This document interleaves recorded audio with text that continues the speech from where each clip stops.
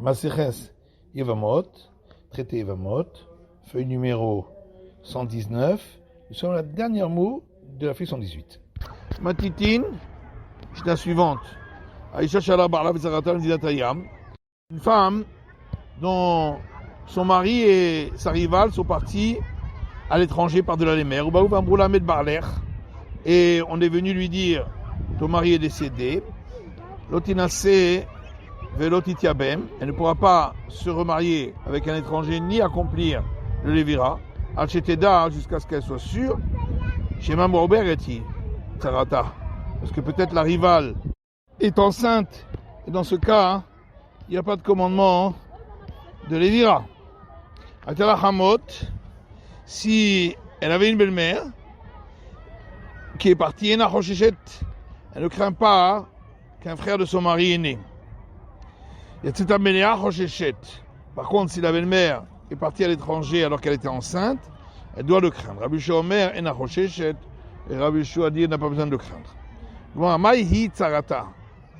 dit pourquoi c'est écrit dans la Mishnah, elle, la rivale, est peut-être enceinte.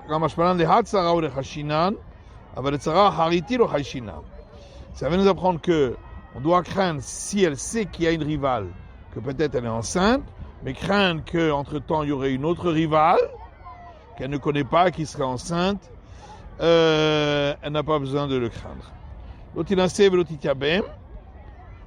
Donc on a dit dans la Mishnah qu'elle ne pourra pas se remarier, ni accomplir le Lévira, tant qu'elle n'est pas sûre si la rivale est enceinte ou pas.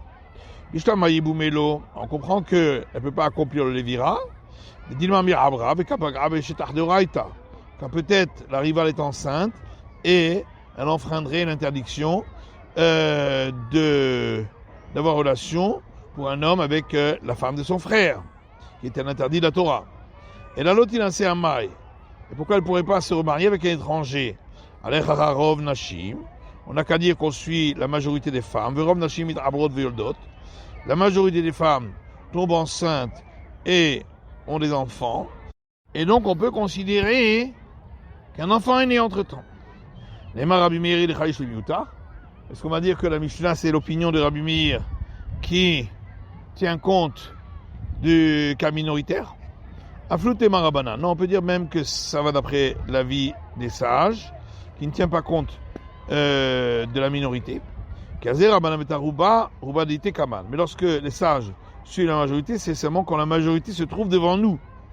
Comme par exemple 9 magasins qui vendent de la viande cachère et 1 qui vend non cachère, ou inversement, on va d'après la majorité. Les Sanhedrin, ou pour le tribunal rabbinique, on suit la majorité des opinions.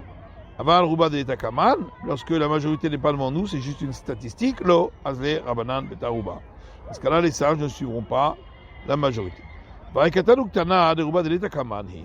Pourtant, dans le cas d'un mineur et d'une mineure, où on parle d'une majorité qui n'est pas devant nous, Vazé, Rabanan, Betaruba, et les sages ont suivi la majorité. Parce qu'il y a une braïta qui dit Katanuktana, lo choltzin, omiyabemin. Divrei Rabbi Meir. Un mineur ou une fille mineure ne peuvent pas accomplir la cérémonie de déchaussement ni le Lévira, selon Rabbi Meir. Amroulo, les sages ont dit les Rabbi Meir à Rabbi Meir. Il a fait un Martachen Holtzin. Tu as bien dit en disant qu'ils ne peuvent pas accomplir la cérémonie de déchaussement. Ishketib Paracha, parce que à ce sujet, il est écrit dans le verset le terme homme, donc il faut que ce soit majeur. Makshila Nishale Ish. Et la femme est juxtaposée à l'homme. Donc elle aussi doit être majeure. Et la matarmen meyabemin. Et pourquoi ne pourrait-il pas accomplir le Lévira? Amalaim katan shema imatse saris, ketana shema timatse ailonit. Il leur a répondu, pour le mineur, c'est parce qu'il y a un risque qu'après, lorsqu'il sera plus grand, on remarquera qu'il n'est pas apte à avoir des enfants. Et de même pour la mineure. Dans ce cas-là, ils auraient fait un interdit de la Torah, puisque dans ce cas-là, il n'y a pas du tout de commandement de Lévira. Alors que les sages, eux, disent on va suivre la majorité des mineurs, et la majorité des garçons qui sont mineurs, ne sont pas par la suite inaptes à enfanter. Et Zil Betarov Ketanot, on va aussi d'après la majorité des filles mineures. Verov Kanot, la Vailonit Ninhu. La majorité des filles qui sont mineures ne se trouveront pas être inaptes à avoir des enfants lorsqu'elles seront grandes. Et la Mahavata Matitin Rabbi Meir. Donc, on est obligé de dire que notre Mishnah suit l'avis de Rabbi Meir. Rabbi Meir. Donc, comment on a expliqué notre Mishnah? Selon l'avis de Rabbi Meir. Et Masefa, regardons la suite de la Mishnah. Si elle avait une belle-mère, elle ne craint pas que celle-ci a eu un garçon et que donc il y a l'obligation de l'évira. Amari, pourquoi? On a qu'à suivre la majorité des femmes. Et la majorité des femmes tombent enceintes et ont des enfants.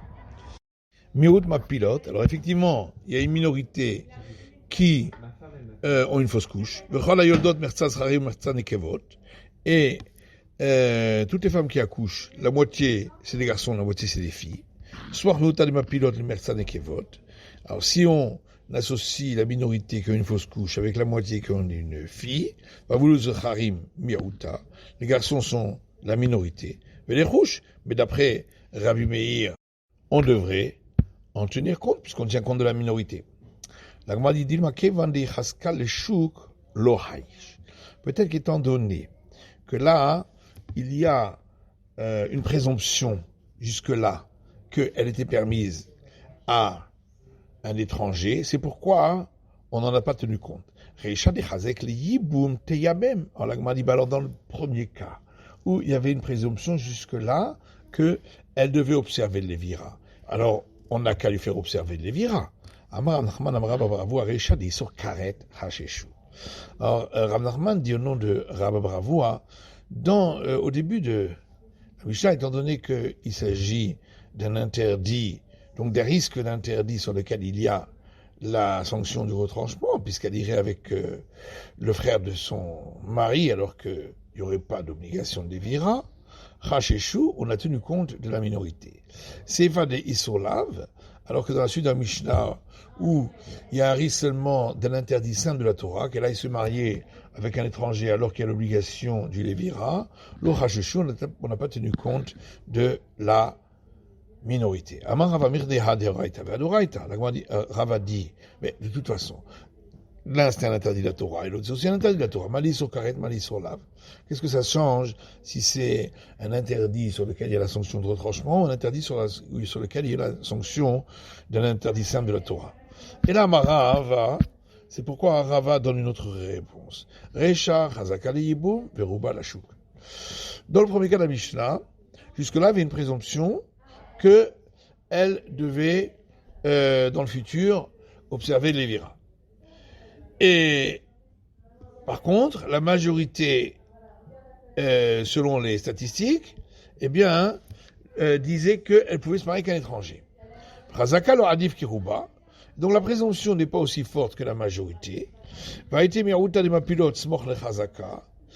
contre, on va rajouter la minorité, qui sont les femmes qui ont une fausse couche.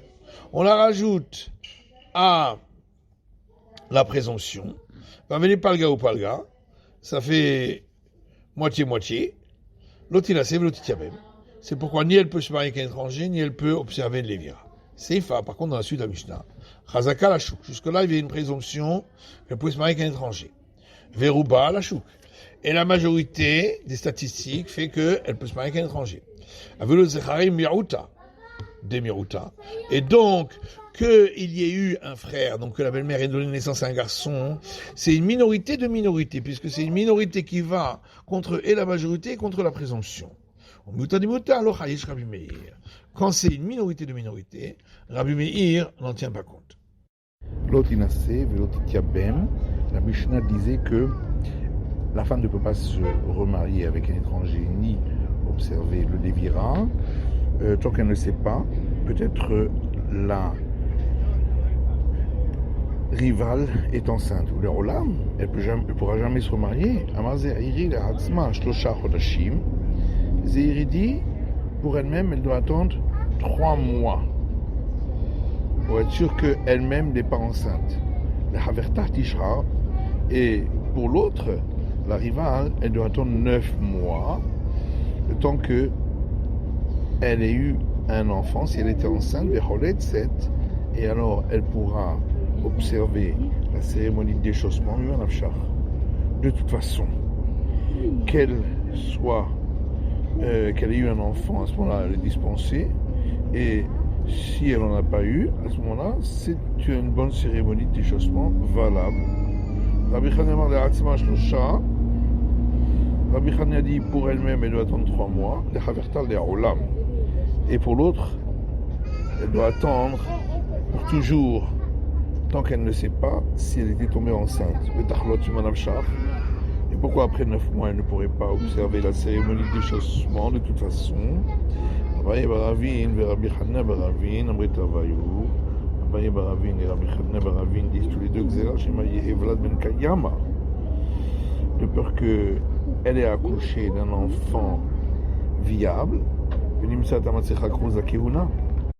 il faudra alors annoncer qu'elle est permise au prêtre et que la cérémonie de déchaussement n'avait aucune utilité, n'était pas valable. Alors et alors on n'a qu'à l'annoncer. Peut-être certaines personnes auront été au moment de la cérémonie de déchaussement et n'auront pas été au moment où on a annoncé qu'elle est permise au prêtre. Ils vont dire que une femme qui a accompli la cérémonie de déchaussement est permise au prêtre. Tanan, la Gemara rapporte une autre Mishnah. Si la femme revient en disant j'ai eu un fils à l'étranger par-delà les mers, va me remettre béni va barli. Elle dit mon fils est mort et ensuite mon mari. Néménette, elle est crue puisque de toute façon au départ, lorsqu'elle est partie, elle était de toute façon censée observer de Lévira. Mais le barli va béni, mais si elle dit mon mari est mort et ensuite mon fils, elle n'a Néménette. Là, elle n'est pas crue parce qu'elle veut se dispenser du Lévira. Mais on tient compte quand même de ses paroles. Et elle observera la cérémonie de déchaussement, mais pas le Lévira. Et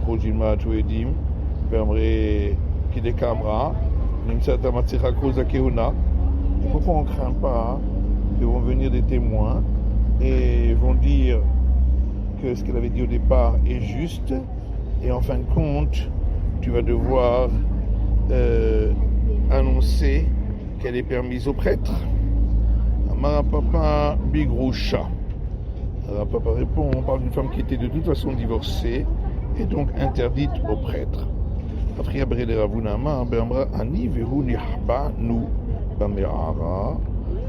de Ravuna dit, on parle d'un cas où elle dit, moi et lui, mon mari, étions enfermés, cachés dans une grotte, et donc personne n'a pu voir, et donc de toute façon personne ne viendra pour attester ou non ce qu'elle a dit. Matnitin, Mishnah suivante. Shtei Vamot, 2 belles-sœurs mariées avec 2 frères. Zoomeret Belbarli, Zoomeret Belbarli. Chacune d'elles dit, mon mari est décédé. Zo Asuram de Barach el Zo, Vezo Asuram de Barach el Zo. Chacune est interdite à cause du mari de l'autre, puisque l'autre n'est pas cru par rapport à elle, et donc il y a peut-être obligation de Lévira. Les Oredim et le Zo en Edim. Si l'une a des témoins que son mari est décédé et l'autre n'en a pas. Esheshla Edim Asura. Celle qui a des témoins que son mari est décédé, elle est interdite parce que l'autre, le frère, peut-être qu'il est encore en vie. Et celle qui n'a pas de témoins que son mari est décédé, mais celle qui est venue le dire, Mouteret, elle sera complètement permise puisque le frère de son mari est aussi décédé par rapport à elle, puisque 2 témoins sont venus le témoigner. Zubanim ou le Zuenbanim, si l'une a des enfants et l'autre n'en a pas, elle cherche la banim Mouteret. Celle qui a des enfants est permise puisqu'il n'y a pas d'obligation de Lévira. Celle qui n'a pas d'enfant est interdite parce qu'il y a l'obligation du Lévira. Nitya Bemou, s'il y avait d'autres frères, et c'est pourquoi elles ont accompli le Lévira avec eux. Umetua et Vamin, et ensuite ces frères-là sont décédés. À Surotinase, à nouveau, ils sont interdits de se remarier à cause des frères pour lesquels il n'y a pas eu de témoignage, si ce n'est le témoignage de la belle-sœur. Rabbi Lazar Omer, Oil ve'utru la'ivamin, utru lechol adam. Rabbi Lazar dit, à partir du moment où elles ont été permises aux frères, eh bien, elles seront permises à tous après que ceux-ci seront décédés. Gemara. Tana, les edim ou banim, ou les ulo edim velo banim. Si l'une a des témoins que son mari est décédé, elle a également des enfants, donc elle n'a pas l'obligation de les vira. Ou les ulo edim velo banim. L'autre, elle n'a pas de témoin que son mari est décédé, et elle n'a pas d'enfant non plus. Shten mutarot. Les deux seront permises de se remarier avec un étranger, puisque même celle qui n'a pas d'enfant, elle n'a pas d'obligation de lévira, puisque son frère est décédé, puisqu'il y avait des témoins à ce sujet. S'il y avait d'autres frères en vie, et donc elles ont accompli le lévira, c'est qu'ils n'avaient pas d'enfant, et ensuite ces frères-là sont décédés, à nouveau il y a l'interdiction de se marier avec un étranger, à cause des frères pour lesquels il n'y avait pas de témoin, mais uniquement le témoignage de la belle-sœur. Rabbi Lazar Omer, Rabbi Lazar dit, Oil ve'utru levamin, utru lechol adam. À partir du moment où elles ont été permises d'accomplir le lévira avec les autres frères, elles seront permises par la suite, quand ceux-ci seront décédés, à se marier avec tout homme. C'est la fin de l'étude du Daf Kuf Yud Tet, de la feuille numéro 119.